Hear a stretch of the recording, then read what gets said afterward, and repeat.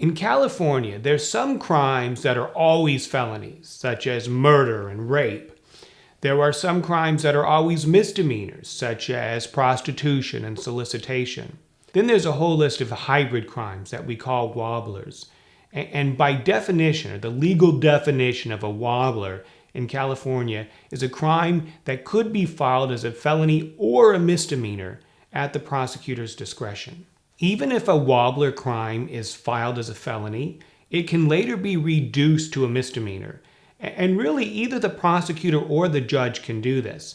A lot of times we reach an agreement with the prosecutor to reduce it to a misdemeanor. So, for example, maybe you're charged with felony grand theft, and we strike a plea bargain with the prosecutor and say, okay, well, we'll plead to grand theft as a misdemeanor if you'll reduce it to a misdemeanor.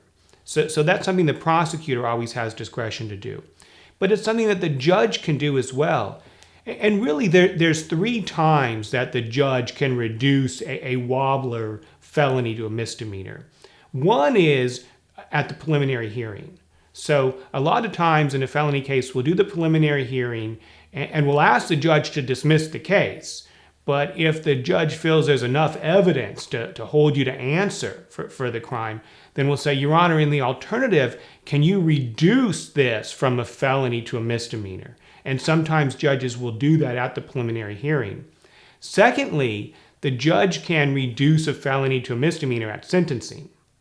And finally, the judge can reduce a wobbler felony to a misdemeanor at the end of probation.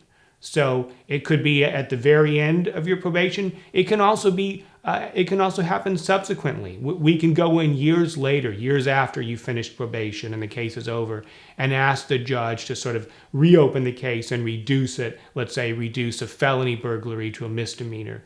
And in fact, we're able to do that all the time for our clients.